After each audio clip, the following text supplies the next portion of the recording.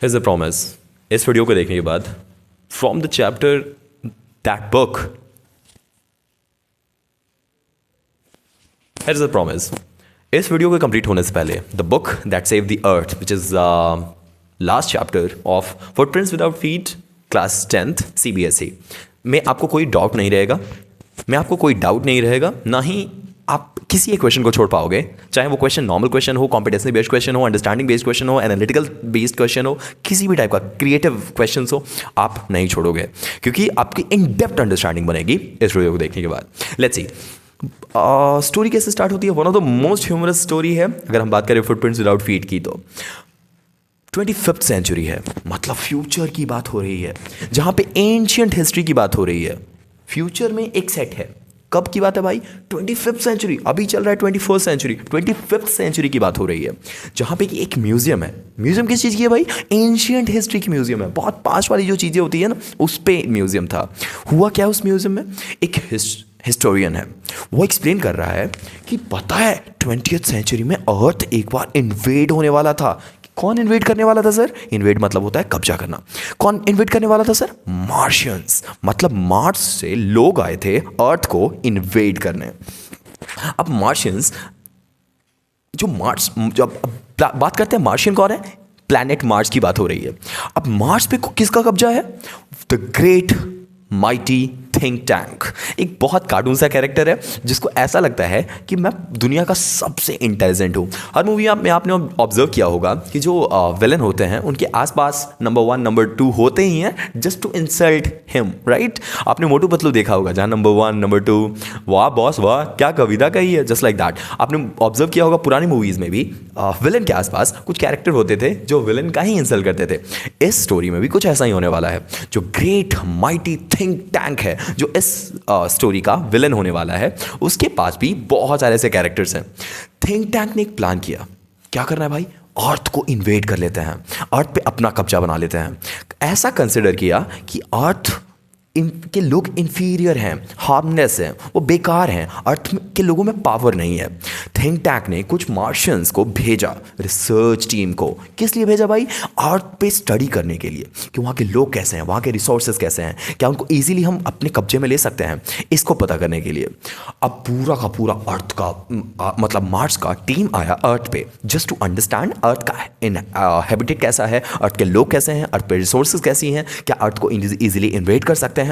आए कौन कौन भाई? कैप्टन ओमेगा, आयोटा, ओप, ये सारे लोग आए। ये तीनों आए अर्थ पे। अब अर्थ पे आने के बाद वो अर्थ पे गिरते हैं। गिरने के बाद वो लैंड कहाँ पे होते हैं? एक लाइब्रेरी में। अब इस लाइब्रेरी में उनको पता नहीं था कि बुक्स क्या होता है, क्योंकि वो मार्स से आए थे। मार्स में बुक्स नहीं चलता, बुक्स हम अर्थ वालों ने बनाया है, राइट? इसे हमने इन्वेंट किया है, तो मार्स पे बुक्स नहीं चलता। यहाँ आके वो देखते हैं कि ये बुक, ये क्या है?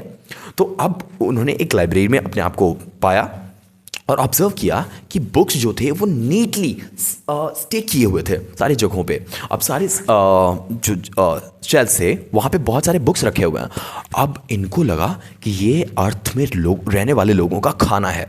दे ईट दम, दे कंज्यूम दम। थिंक टैंक ने बोला कि पता है ये ऐसा नहीं है, बुक को वो लोग कम्युनिकेशन डिवाइस की तरह यूज़ करते हैं, मैंने देखा है। अब थिंक टैंक को ऐसा लग रहा है कि क्योंकि हम बुक को देखते हुए पढ़ते हैं, और जब हम बुक को देखते हुए पढ़ रहे हो तो ऐसा लगता है कि हम इससे बात कर रहे हो, लाइक एक कम्युनिकेशन कर रहे हो, एक ऐसा डिवाइस जिससे हम कम्युनिकेट कर रहे हैं ताकि कोई और ये इन्फॉर्मेशन कहीं और जाता होगा, उसे ऐसा लग रहा है। बट इन रियलिटी तो ऐसा नहीं है। थिंक टैंक को ऐसा लगता है कि ये वीडियो कम्युनिकेशन के लिए यूज़ होता है, और उसने डिक्लेयर किया कि ये अर्थ के सैंडविचेस भी हैं, ये अर्थ के लोग इसे खाते हैं। अब इस थ्योरी को कंफर्म करने के लिए थिंक टैंक ने ऑर्डर दिया, और ईट इट, कंज्यूम इट। अब ऑब्वियस है ये इसका एक सर्वेंट है, he has to do what he says. ओप ने पहले तो हेजिटेट किया, लेकिन उसके बाद उसका एक पेज टीयर ऑफ किया और उसके बाद चबाया।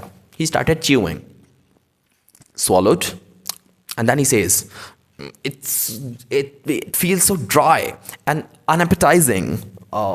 It's hard to consume. Think tank ने बोला कि अच्छा ये फूड नहीं हो सकता, ये पक्का कम्युनिकेशन डिवाइस है, अर्थ के लोग इसे यूज़ करते हैं just to talk to other people. अब मार्शियंस को ऑर्डर मिला कि सुनो, ये पक्का इस बुक से कम्युनिकेशन होता है। अब कान लगा ना, लिसन, कुछ आवाज़ आती है इसे। अब जो वो तीनों लोग यहाँ आए थे उन्होंने इसे सुनना स्टार्ट कर दिया। अब उन देखते हैं वो वहाँ से क्या इन्फॉर्मेशन आती है। आयोटा ने उसे सुना, आवाज़ नहीं आ रही थी, फिर बोला sir I can see something. कहा क्या है, देखना ध्यान से। सर यहाँ पे पिक्चर है, सर यहाँ कुछ लिखा हुआ है, पढ़ो क्या है। He started reading. अब वो और कुछ नहीं था, एक नर्सरी का राइम था जिसमें हम्टी डम्टी का एक पोम लिखा हुआ था। अब डिकोड करने लगते हैं कि उसमें लिखा हुआ क्या है, क्योंकि उनको इंग्लिश नहीं आती थी तो उन्होंने अपने आप को इतना पावरफुल बनाया कि अब वो इंग्लिश समझें, और उसके बाद वो रीडिंग स्टार्ट करते हैं। अब थिंक टैंक को जब पता चलता है कि उसमें क्या लिखा हुआ है, यहीं पे पूरा का पूरा वक्त बदल जाता है, चीज़ें बदल जाती हैं, एटमॉस्फेयर चेंज हो जाता है। थिंक टैंक ने उस राइम को ऐसा समझा कि ये डेंजरस वार्निंग है। किस चीज़ के लिए? अर्थ वाले लोगों को बोल रहे हैं, अर्थ वाले लोगों की तरफ से वार्निंग है थिंक टैंक के लिए। क्यों? क्योंकि बहुत सारे ऐसे उसमें जो पोम थे, जैसे Humpty Dumpty set on a wall, Humpty Dumpty had a great fall, मतलब अब जो हम्टी डम्टी का पिक्चर था वो एग्जैक्ट ऐसा था जैसा मार्स के लोगों का था। मतलब हमारा ग्रेट माइटी थिंक, अब वो जो हम्टी डम्टी का पिक्चर था उस बुक में, वो एग्जैक्ट वही फेस था जैसा मार्स के लोगों का है। मतलब great mighty think tank exact उसी हम्टी डम्टी के जैसे लगे थे, और उसमें लिखा हुआ है Humpty Dumpty set on a wall, Humpty Dumpty had a great fall. मतलब इंसल्ट किया जा रहा है उसे, जो कि इंटेंशनली नहीं था, वो कुछ और स्टोरी है, यहाँ पे कुछ और है। लेकिन उसे लगता है इसका मतलब अर्थ के लोग बहुत इंटेलिजेंट हो चुके हैं, उनको पता है कि हम यहाँ इन्वेजन के लिए आए हैं और उन्होंने इसीलिए ये रखा है मेरी इंसल्ट के लिए। शायद अर्थ वाले लोगों के पास ज़्यादा पावर है, दे आर अब कुछ और लाइन्स उन्होंने पढ़ना स्टार्ट किया, like all the king horses and all the Kings man. अब ये और मिस इंटरप्रेट किया गया वहाँ के लोगों को। अब हमारे ग्रेट माइटी थिंक टैंक को लगता है कि अर्थ वाले नॉर्मल नहीं है, वो भी मैसिव मिलिट्री फोर्सेस वाले हैं, इनके पास भी बहुत पावर है। तो थिंक टैंक पैनिक हो गया और उन्होंने इंस्ट्रक्ट किया सारे मार्शियंस को अर्थ को इन्वेजन नहीं करने के लिए बल्कि वहाँ से वापस आने के लिए।